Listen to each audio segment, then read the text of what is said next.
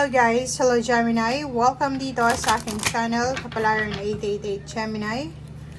Alamin natin kung anong messages, vibration, gabay energy para sa inyong lahat. At ay general reading, so pwede kang makaresonate. May 7, New Moon in Taurus Gemini. Alamin natin ano bang messages na gustong ipahiwatig sa'yo ng ating baraha Gemini. Okay, wait lang. Okay. Gemini. First 3 cards natin is New Moon in Leo. Wow, Shine. New Moon in Scorpio. And Full Moon in Pisces. So maraming posible dito na new beginnings. So itong New Moon na to sa Taurus ay posibleng magdala sa'yo ng new beginnings. Okay? So fresh energy to. Fresh energy.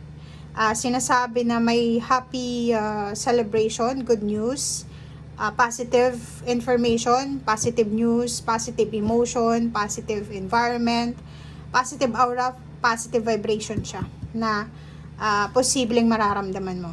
Second is, ingat ka kasi magiging sobra kang emotional ngayong starting May 7. So, magiging sobra kang emotional, magiging sobra kang sensitive, lalo na sa yung emotional. Pwedeng mabilis kang magalit, mabilis kang mainis, mabilis kang mairita, mabilis kang mapagod, mabilis kang mawala ng interes, mabilis kang mawala ng pake, mabilis kang maboring, parang ganun. Third card natin is Full Moon in Pisces, Forgive.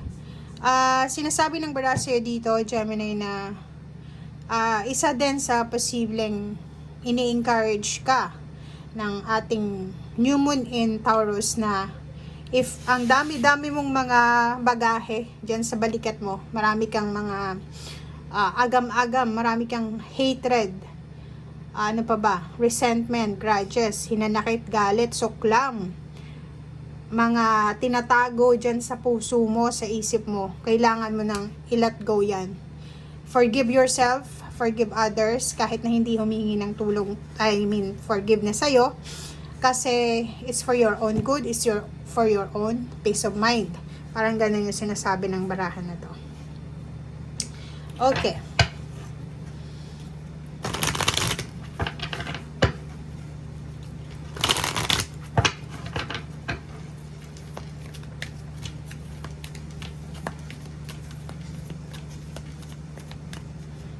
Okay.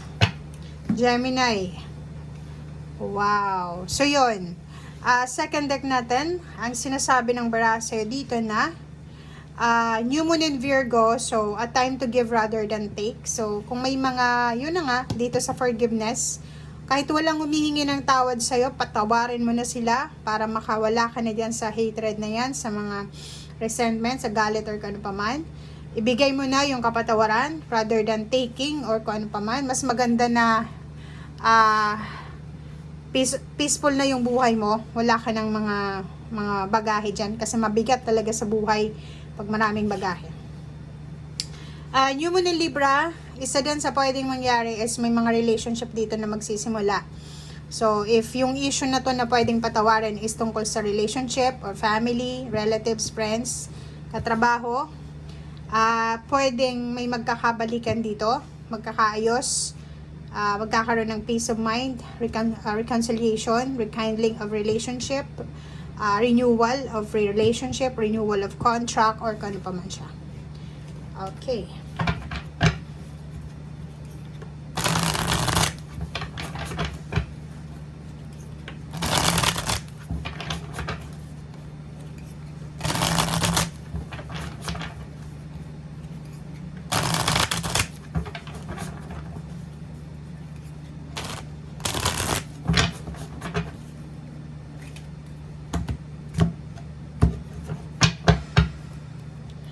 Okay. First card, 5 of Disc. Problema sa pera. Gemini, nakikita ko sir dito na siguro may mga problema kayo sa financial.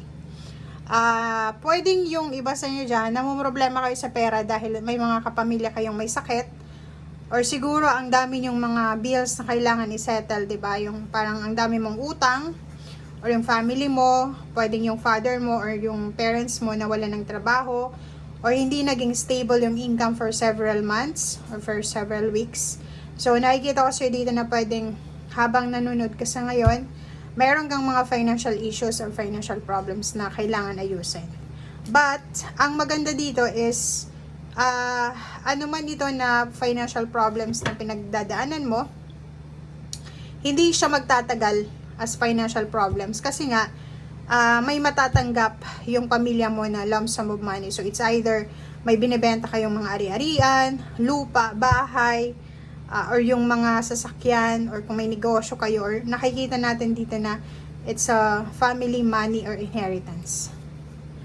Okay, so nakikita natin dito na kahit may mga issues kayo sa pera, masaya ka pa rin, 'di ba? Masaya. Makakaramdam ka pa rin ng saya. Makakaramdam ka pa rin ng ligaya. Parang ganun yung sinasabi ng baraha. Apaw pa rin yung cups mo.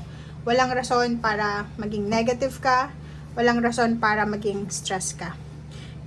Nakikita ko sa'yo dito, pwedeng naghihintay ka ng lump sum of money, retirement. Yun na nga, kung ano man tong pera na to na hinihintay mo, posibleng parating na siya. If relationship din siya, magpakatatag ka. Kasi if naghihintay ka ng message from your relationship, confirmation, lalaki ka, may nililigawan ka, nagpropose ka, sinasabi ng barahan na on the way na siya. Be strong, have faith, and be patient, guys. Okay, 9 of Wands. Nakikita ko sir dito na medyo pagod. Pagod ka na sa mga financial issues mo. Ang nakikita ko ditong Gemini is pwedeng trabaho ka ng trabaho pero hindi ka nakakaipon. Parang yung sweldo mo every month is kulang pa sa mga bills na kailangan mong isettle. Princess of Wands, nakikita ko sir dito na gusto mo ng freedom sa financial. Nakikita ko sir dito na yun yung focus mo sa ngayon. Ang focus mo is makaalis ka sa stagnation sa pera.